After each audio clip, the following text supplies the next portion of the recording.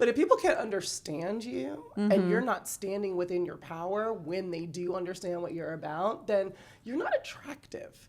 And I try to be as attractive as humanly possible. You're achieving it. Thank you very much. Welcome to Carrie On, the show where we explore reinvention, self-discovery, and empowerment before, during, and after midlife. I'm your host, Carrie Murray. It's time to keep our head above the chaos and carry on. We all tell ourselves stories. I'm too old to start over. I'm not an expert. I'm divorced. I'm too much. I'm not enough. But what if none of those stories were actually yours? Today's guest believes that the stories running your life aren't just memories, they're invisible architectures shaping every decision you make. Aleya Harris is a speaker, author, and founder of the Evolution Collective, where she helps leaders uncover the hidden narratives driving their beliefs, behaviors, and identities. She's helped countless people transform painful experiences into powerful purpose.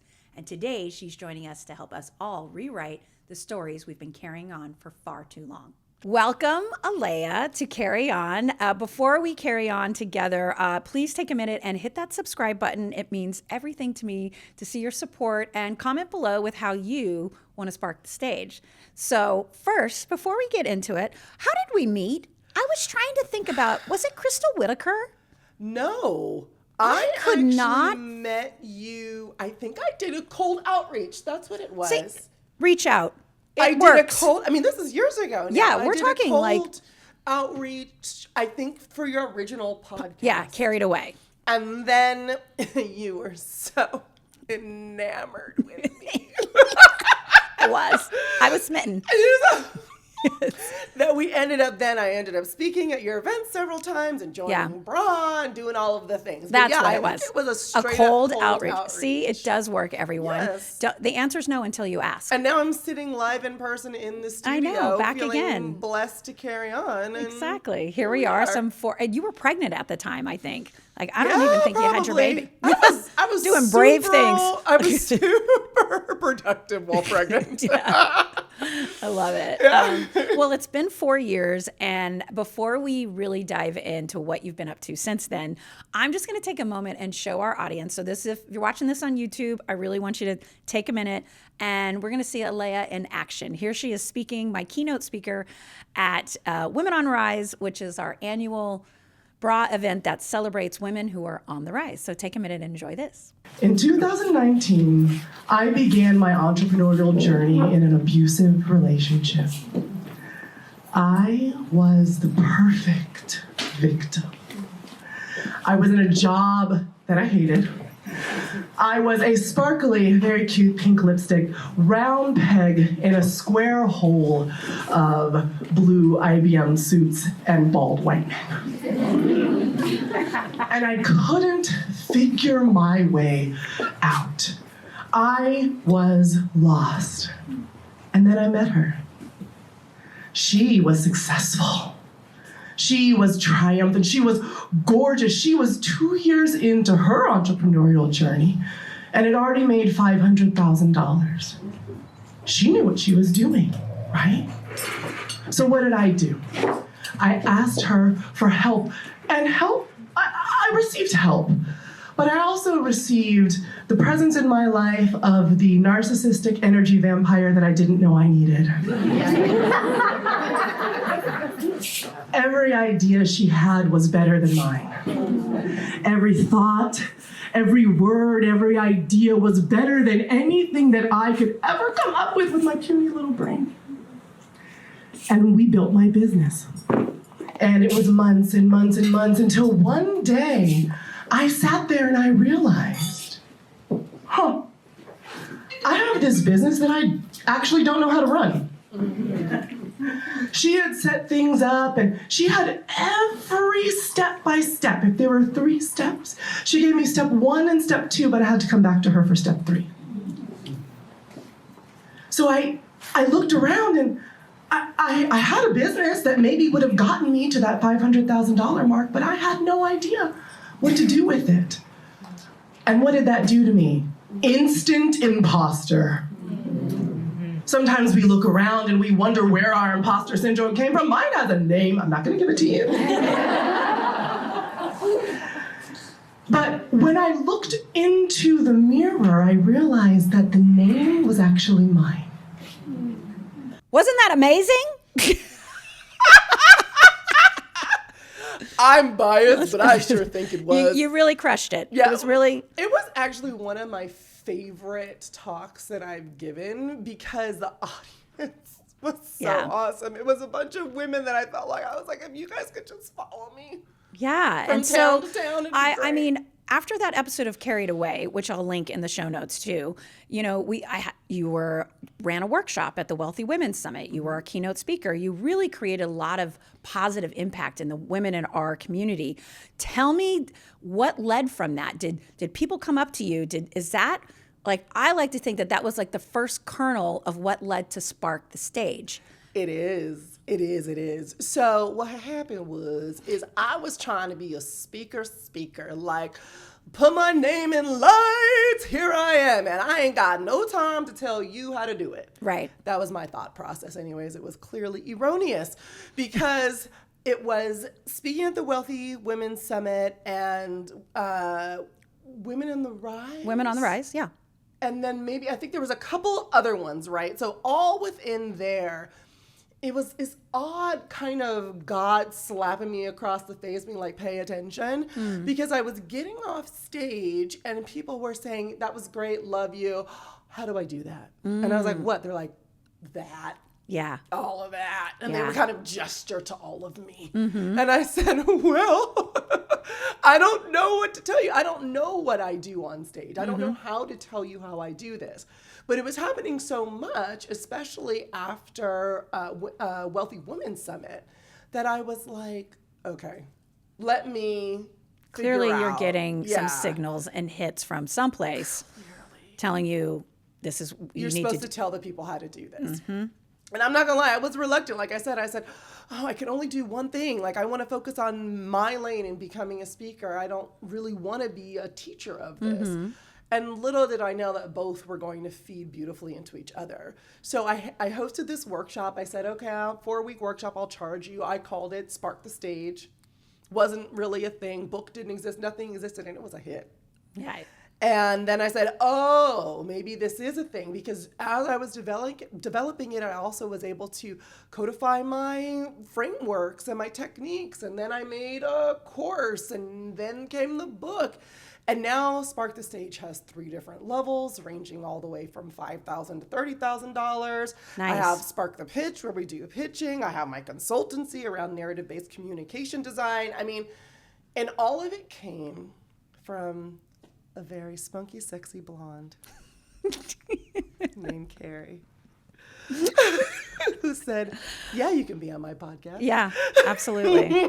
Well, I can't say in that first pitch, this was before like we put our reel in or we had our speaker reel or like, here's my fabulous website. You were just confident, clear, and concise. Yes. And that was just like, check, check, check. There was no fluff. There was no BS. There was like, I'm going to be the best coach in the world. You just knew that what your knowledge and your expertise could provide to that audience, especially women entrepreneurs, was going to spark something. And it absolutely did. Clarity is the beginning of everything. People think, oh, well, doesn't it begin with my website? I was like, well, what you going to put on your website? Right. Right? Like, you can have the cutest pictures. You can have, oh my gosh, that little design thing moves and swirls and spins. But if people can't understand you and you're not standing within your power when they do understand what you're about, then you're not attractive. And I try to be as attractive as humanly possible. You're achieving it. Thank you very much. I'm in good company. And the only way to do that is to be clear. Right. Right? Right. And then after that, you can start getting into the stuff I geek out on. I was like storytelling frameworks and narrative design and, behavioral economics, all of the super geeky stuff that like adds on to it. But before then, like, I don't even know what the hell you're talking about. If you've ever felt like your business has outgrown the way you're running it, that's not burnout. That's a sign you're ready for the next chapter. Annalisa Mascas is a business advisor and human design practitioner who works with leaders and change makers to redesign how they work so it matches who they actually are. If you're ready to align your vision with your revenue, head over to www.theam.co.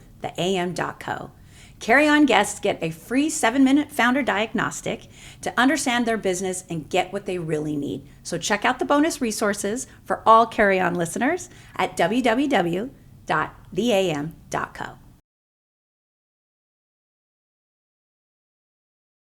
Ready to earn your red circle? Meet Tony Purry, PR pro, executive media trainer, TEDx speaker, and guest right here on Carrie On, episode 2. Her 8-week program, Ready for TED, is built for women ready to own their story, clarify their message, and craft that signature talk, and share their big idea that only they can tell. Tony Purry is an expert founder and change maker and wants every woman to tell their story and share their spotlight on the stage. So head over to readyforted.com and get your talk ready to go. Right. And how do those women who don't realize like where their narratives come from, they don't know, is it coming from my culture? Is it coming from my parents? Is it coming from my lived experience? Where do those hidden narratives actually come from with the women you're working with? Yes. All of those. All of the above. All of the above. But we have so many, let's call them data points in our story, so many plot points in our stories that it's easy to get lost in our own stories. Like, it's easy to lose the plot. It's like one of those like independent films that you're like, oh yay, oh no, oh what the heck is going on, right? We're talking to you, Christopher Nolan. What the hell? Man. So then what you need to look for is patterns. And you're looking for, where are the common lessons I'm either learning or teaching? What are the common pains I'm enduring? What are the common things that bring me joy? What are the ways that I find myself escaping things or running to them? And you use your inner power pattern recognition, which is a very witchy skill, whether you know it or not. And you say, what are the things that keep happening to, for, and around me? And just like how when I was interacting with the bra group, interacting with Wealthy Women's Summit, and I was like, oh, this is happening so much, that's a pattern. Maybe I should like teach people how to be speakers, and now I have a multi-6-figure business around it. Yeah. That's a pattern. I needed to recognize that pattern. But in that recognition, you also give yourself grace. Right. Because you recognize your pattern, you kind of almost recognize it like on the surface. So for me, with the whole Spark the Stage thing, I was like, I think that I wanted people to like speak as their authentic selves. That's like kind of like what I got. Like, being your real self is important to me, and you being able to communicate that is important. But then you start living the pattern. And as you start living that pattern, it gets solid and tighter to the point where now I know that my mission in life is to love people into the highest versions of themselves. I also know that when I teach people, we go deep. Yeah. The first thing I'm going to tell you is not like what to do with your hands. It's going to be like what to do with your daddy issues. And that only comes in practice. So people are like, I can't see the pattern. You know what, baby girl, pick one. Right. Pick a pattern you think it is and start following that and seeing where and going it leads back. you. And when you also use everything, your toolbox is massive, right? You use everything from neuroscience, communication framework, but also you may pull out a ritual candle or a tarot card reading. Sure will. How do you, I love that you have that diversity. How do you know which doorway those clients need to go through? That's a very good question, and I'm going to give you a cop-out answer, and then I'm going to uncop out and see where we go. The cop-out answer is my intuition. Okay. That helps no one who is listening. They're like, great, what the hell am I supposed to do with that information? Right. So the non-cop-out answer is, when I'm in front of someone, I usually get a sense of how does their brain think? Are they like the analytical one, or are they the woo one? Are they the emotional one? Because I'm all of it. That's one of the blessings that I do have. I'm very nerdy, very geeky, very analytical. And at the same time, when Back That Ass comes on, I am the first one. Yeah. The first, just boop, boop, boop, doing it back and forth.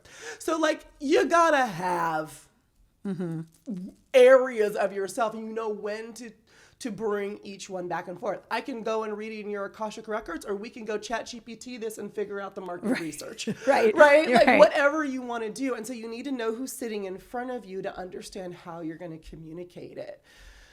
You also need to know, or I need to know, like, what is their kind of belief system riding on? Are they trying to be a hero and save themselves? Are they trying to remember themselves?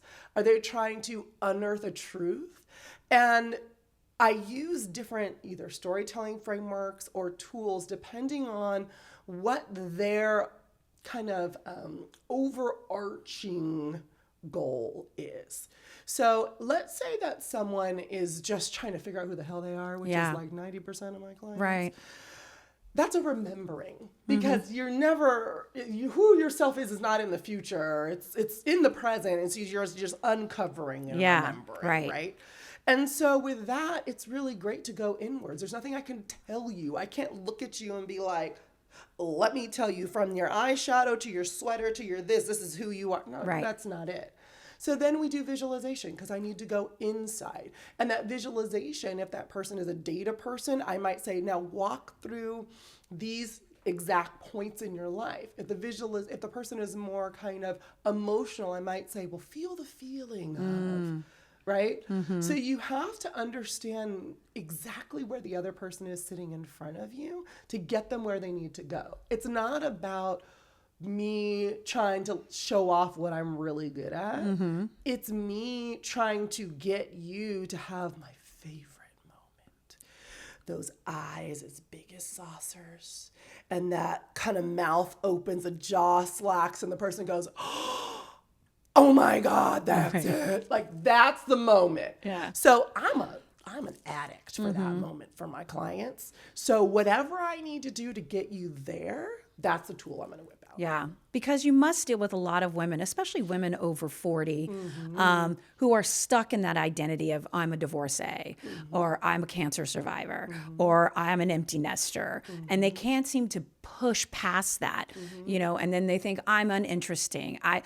Is it like... Do they want to hear my story? Why would somebody want to hear this? Exactly. Everyone's heard so this you from must somebody hear, else. yes, the millions excuses you must hear from your clients, but they're still knocking on your door and they still want to work with you. They still want to spark the stage. Yes, they do. How do you finally get them to get out their story? So we've talked about patterns. I'm a pattern interrupter.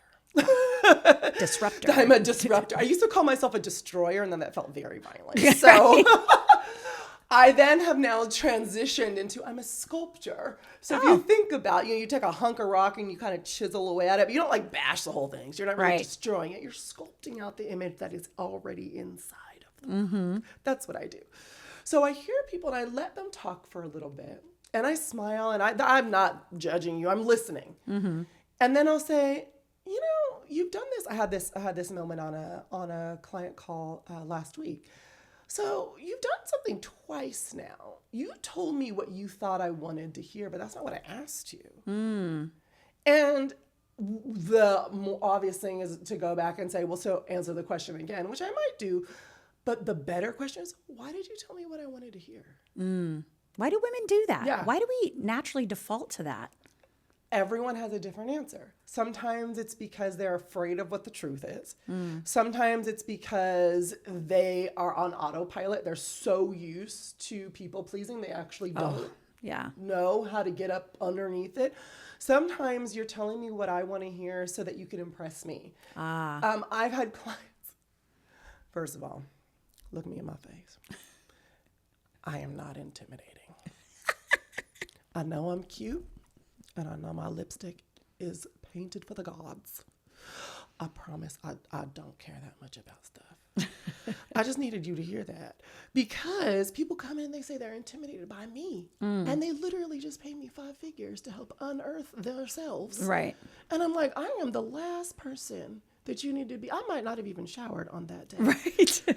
Right? And so then, but there's so many reasons why we put on that front. And also even more reasons why it's harder to take it down. But you cannot get to the story that deserves to be told without taking that front down. Right. And you're doing me a disservice as another human in the world by not sharing the core of you, of that story, because you're the only one that can tell it. And what if I needed that today? I probably do. What's like the excuse you hear from clients more than anything of why they, like they're not? No. I don't know. I don't know. And yes, you do. Yes. And I don't know is often just a stopgap, because most people, like, besides saying, yes, you do, it's really good to keep someone like at bay. Yeah. Right? Like, well, they don't know. I call BS on that. You know. You know. And so I'll just redirect around it. I'm not going to let you, let that stop you, let that stop me.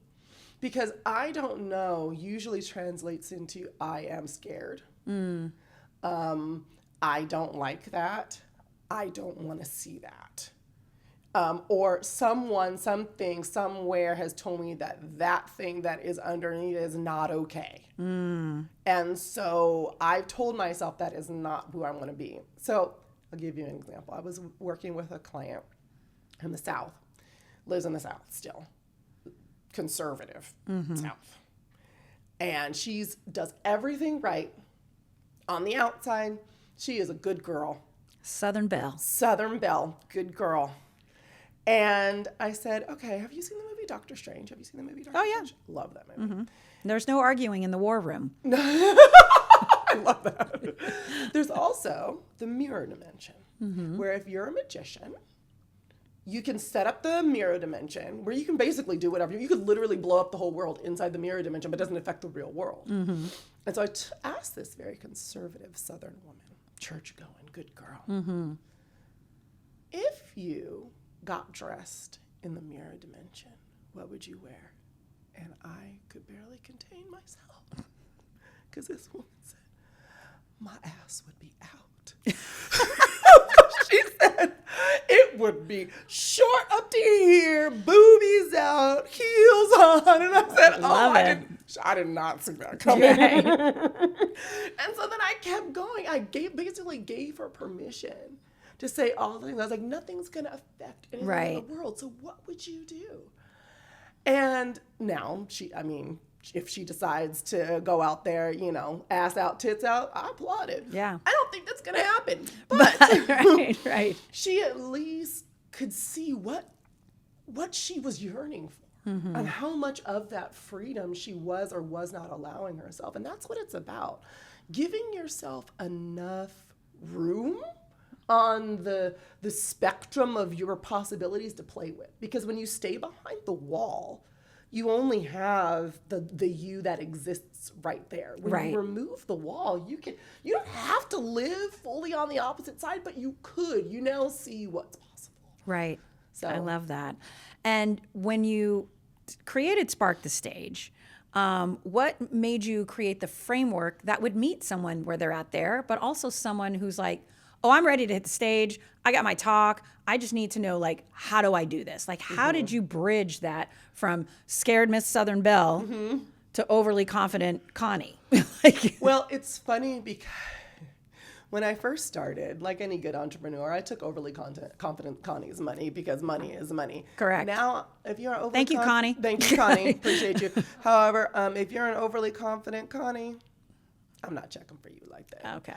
Because unless you're confident for reals, like because you actually are good, and you send me your stuff, I'm like, yeah, let's just pitch you, because I have a pitching service too. I'm like, yeah, you're ready, let's pitch. That's literally why I started that, because there are people that just need help getting more visibility. Overly confident Connie's just not coachable. And so that's bad karma for me, because what that means is I'm not going to get you the result because you're the one that has to participate in this experience. And I don't need people saying, oh, she didn't do what I wanted. And I was like, well, no, I did exactly what you needed. You just didn't want to see it. You didn't think you needed it. Yeah. And Connie, this is for you. If you're that good, why are you broke? Right. Just a question. I have a rule, no broke speakers.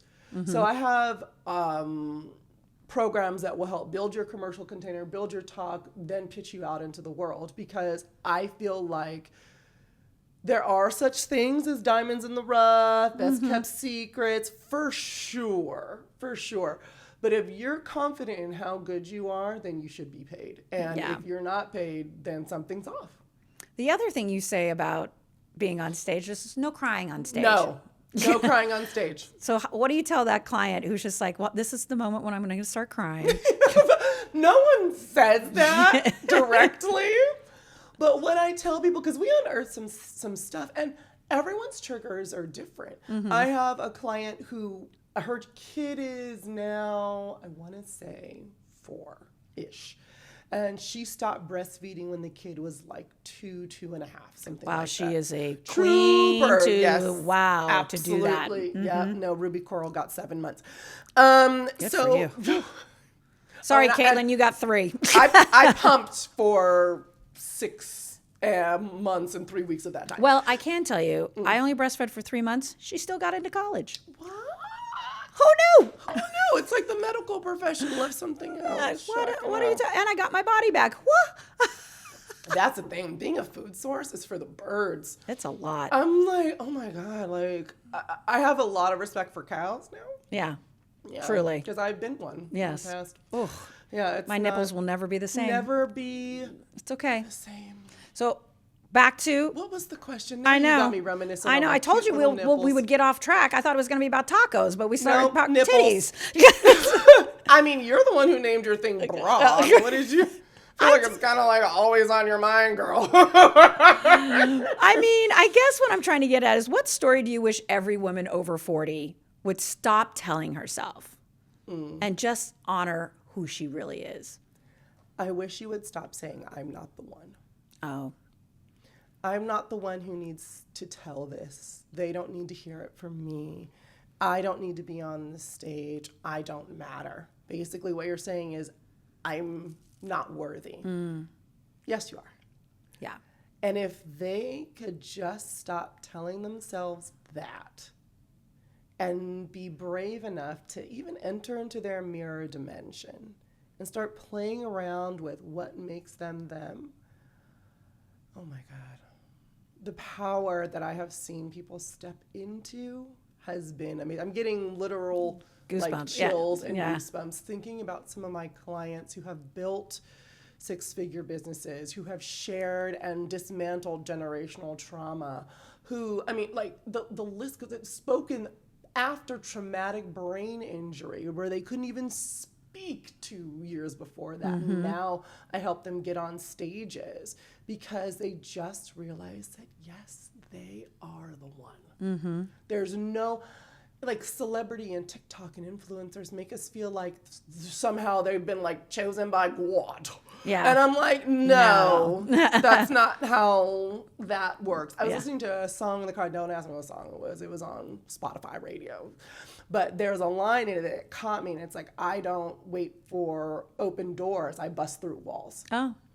And I'm like, that's the feeling. I mean, you know, maybe, I mean, sometimes like we need to be softer with ourselves. So we might like chisel a nice little wall down or get, you know, hire a task rabbit to go ahead and cut that wall down for us. But you don't wait for that door. None of the people that you see that are successful waited for the door to open. They created their own way. Yeah. And if there's a woman watching this right now, I'm so glad you are still watching this. And they're like, this is who I need. How do they know they're ready to work with you? Hey, girl. First of all, you're ready. Let's talk.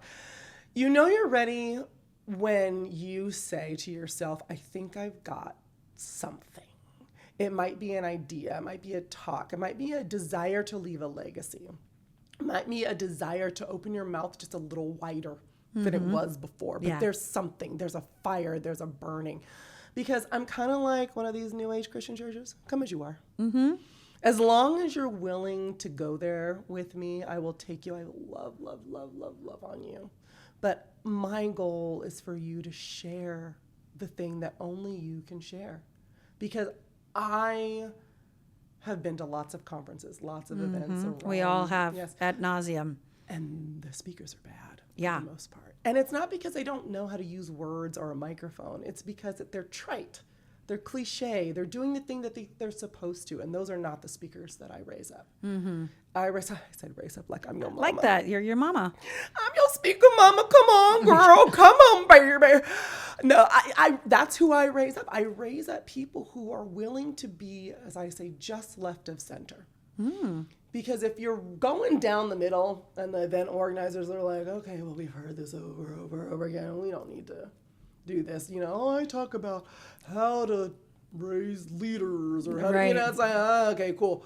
But if you're just left of center and the left comes from your lived experience, that's exciting because they know what you are because they can still see center. You're not like a weirdo talking about UFOs over in the corner. Right. You're saying something but just slightly adjusted so that it becomes interesting for me. And the framework has come from your own lived experience. So now I know that this is a moment. It's kind of like you can listen to Beyonce on Spotify, as one does. Or I know you're a big Swiftie. You can listen to Taylor on Spotify. Or you can go to a concert. Right? Very different experiences. Very different experiences. People save up months of their salaries to go to some of these concerts, right? Because they know that if they're not in the room, they miss something.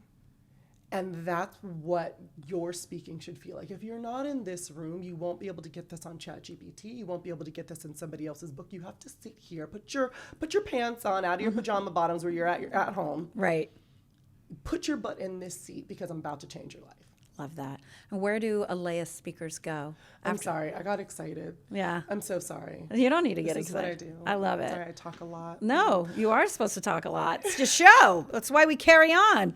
But I just picture like this whole network of fabulously trained speakers who want to spark the stage. Yes. And who's your favorite success story, or what's a story of a speaker that you're like, oh, her story is gonna really take off? I have so many. Because I get in there and just like some people.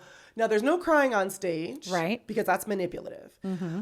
But there is crying on calls with Aleya. So Aleya, I don't know why I'm talking about myself in the third person. I try not to cry. However, some people bring you to tears. Yes. Yeah. With their stories. And so I'm going to answer your question that you've asked me like 3-4 times now. If you want to work with me, you can go to LeyaHarris.com, ALEYAHARRIS.com. And when you do that, you should be able to see a nice schedule a call button. And that's how we get on the call and talk about your deepest, darkest, everything. Don't worry, I will not share. It's just like you can spill the tea and the tea stays right on that call with us. One story I'm thinking of is from a woman named Katie. Katie is kind of more mild-mannered, right? She is softer spoken. So if people are like, oh, this Aleya woman trains like loud over the top people. I need to have a loud over the top. No. I don't want you to mimic me. That's literally and like against what I'm trying to do. It's the opposite. So this woman is quiet, soft-spoken, and I actually trained her when I was producing an event called Speak She. And it was kind of TEDx-y style, but more story-based. And so I trained 10 speakers on how to put together their stories and what stories we were going to tell. And she told this story. She's a financial manager. And she told this story about her aunt, who was sold into prostitution to cover their family's debts. And at a young age, I want to say like 15 or so, kind of let her guard down because this John said that he was going to save her. So she got pregnant. Never heard from the John ever again. Wow. She had the baby, made it, work, still living in the brothel for a couple of years, and then she attempted to take her own life by burning herself alive. Oh my gosh. In front of her daughter. Wow. And it was only because her daughter said, Mommy, please no, that she put herself out. And then so she was able to raise her daughter, gets a little older, and eventually she ended up taking her life when her daughter was 18. And the only reason why she timed it that way was because she knew her daughter would be independent, financially independent. And her aunt's, pseudonym was Alice. And the whole point of the talk was to create an Alice fund for yourself. Because the reason why Alice was sold into sexual slavery to begin with was because of money. The reason why she got so pregnant in the first place, thinking she could keep her John, was because of money. The reason why she was so depressed and attempted her life the first time, money. The reason why she timed her taking her life when she did was because her daughter could now make her own Money. Wow. And so that is one of the reasons why Katie was inspired to become a financial advisor, financial planner, so that money would never lead you down a path that was self-harming or debilitating for your life in any way. Right. And she said the whole 10, 11-minute talk in the quietest of voices. And it was because of the structure and the talk. The room was dead silent except for towards the end, obviously the sniffles. Right. And you could hear a pin drop, and you could feel that every eye was on her. And also I asked people afterwards, like in a survey, like, did you start like your Alice Fund? And I had a lot of people remember. She was the first talk. There were 10. People still remembered. Wow. And still started their Alice Funds. That's one of the reasons why I do what I do. I love that. I love that. Now, before we go, we wrap up. I want to understand, Spark the Stage. What's the goal here? What's in your heart for you for what's next for Spark the Stage and for women and men? I know you work with men as well. Yes, I do. Everywhere. Like, what's next for you? Oh my gosh, that's such a good question. The biggest thing that I'm developing right now with Spark the Stage is actually a auxiliary service called Spark the Platform. Oh, okay. Because when I'm rifling around in your life, with permission, I get this beautiful thought leadership that comes out. We end up developing a lot of the beginning stages of intellectual property, or refining it, excuse me, if it's already there. And then they're like, great, now I'm going to go speak on stage and I'm going to charge, $75,000 when I get on stage the first time. And it's going to be great. I'm like, ooh. No. That's not, that's not how this works. Right. And I said, no broke speakers. And what I realized is that people had these wonderful ideas, but they didn't have a commercial container for them. And selling, body butter. Right. Is very different than selling the things that happen in between your two ears, your thought leadership. And you also want to make sure that when you're building a thought leadership based business, that you're not just like creating another job for yourself. Right. You're really wanting to build something that's scalable, and you do that through developing frameworks, systems, intellectual property. So that's the next stage, is to be able to take speakers who I work with, the whole shebang, so that they aren't broke speakers. They can kill it on stage. We're pitching them out into the world. And then they are truly set up for the most success that I can absolutely provide them with. All while writing my second book around storytelling frameworks and narrative design, So you've got a lot of time on your hands. Yeah, I'm Jeez. super free. And you have a toddler. three-year-old. Yep. I love, taking it easy. Yeah. Any final advice to that woman out there that's just like, I'm not ready for her. I don't think I'm ready. I can't do it. Oh, my love. One, you're as ready as you're ever going to be. Right. Right? So let's start there. Like, what's going to make you more ready? Another margarita? We can do that. Right. Right? Like, girl, call me Another up. tragedy? Like, right? I mean, exactly. Like, Yeah. you need one more story. You need to be on your deathbed and say, I wish I had left this legacy, wish I had told this story. Like, what is it going to be? Right? Your life is interesting. Your stories and what you can leave behind are interesting. And if you don't see it, then that's exactly why you need to work with me, because I promise you that I can see what's interesting. I can find the patterns, and I love it. It is literally why I get out of bed every morning, because it makes me feel like a magician. Yeah. Right? And I love helping you see yourself. I get women who, as we're developing their IP, as we're developing their talk, I'm literally implementing their advice in my life at the same time because it's so powerful and it was something that they had taken for granted before. Yeah. Oh my gosh, I love that. That's Yeah. amazing. Tell the people where we can find you, all the places, all the spaces. Once again, if you would like to work with me, which I really do hope that you do, you can go to aleyaharris.com, ALEYAHARRIS.com. Click that good schedule a call button, and also stalk me. Because I've tried to make it as easy as possible for you to do so. On aleyaharris.com, I got a grip of free resources. We got some ChatGPTs. We got some downloadables. You can listen to my podcast. Follow me on LinkedIn. Do all of the things. Check out the videos. Feel like I'm a legit human. And then let's talk. Love that. Thank you so much for coming and Thank you lightening for up having and me. carrying on about all the things. I knew we would have a wonderful conversation. I could keep talking to you forever. Everyone who's out there, please like, comment, and subscribe. And let's in the comments put the little sparkle emoji if you also want to spark the stage. And check out the show notes. We're going to have all the links to all the things. Everybody get this book. It's incredible. It's inspiring. Thank you so much. And as always, to my fabulous listeners and viewers, keep your head above the chaos and carry on. Thank you for joining us for another episode of Carry On. Be sure to find us on Apple Podcasts and Spotify. And as always, like and subscribe to our channel on YouTube.